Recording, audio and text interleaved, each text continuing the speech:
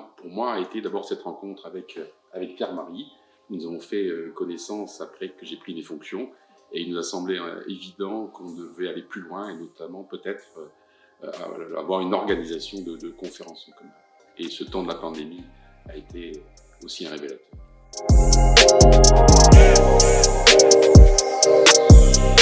L'intérêt de ces rencontres, c'est de nous montrer à nous et de pouvoir montrer à nos spectateurs, à ceux qui nous entendront, que la franc-maçonnerie a des points communs, nombreux, dans ce que sont ses valeurs, dans ce que sont ses engagements, dans ce que sont les fondamentaux, et que au-delà de ces choses que nous avons en commun, nous avons aussi des spécificités.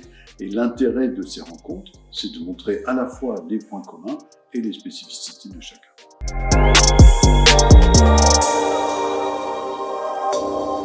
En fait, c'est venu naturellement.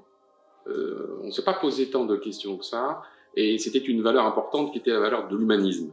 Et assez naturellement, quand on parle d'humanisme, on parle de Pic la Mirandole.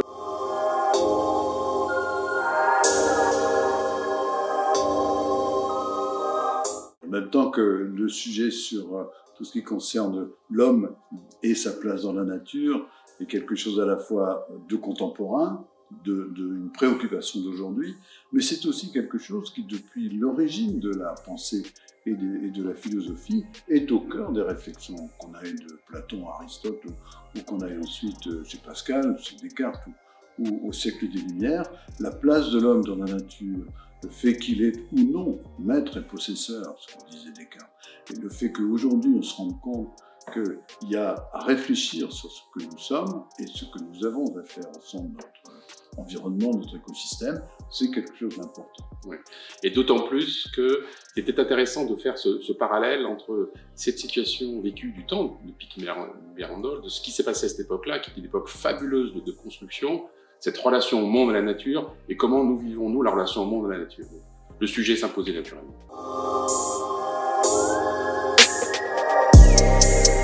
Cette rencontre, c'est donc une première, mais ce n'est pas un seul événement. C'est le début de ce que nous souhaitons être une série de rencontres sous des formes diverses et qui nous permettront de nous parler et de voir nos frères nous parler.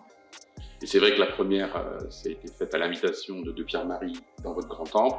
L'année prochaine, nous le ferons dans le grand temple rue Christine de Pisan et nous alternerons comme ça, quels que soient les grands maîtres d'ailleurs, parce que c'est une forme intéressante de partage, de mise en commun, de réflexion à travers nos spécificités particulières et qui sera intéressant de mettre en œuvre. Et dans cette période où l'antimaçonnisme est quelque chose qui revient au goût du jour, c'est important aussi de montrer que nous sommes unis dans cette démarche et dans ces rencontres.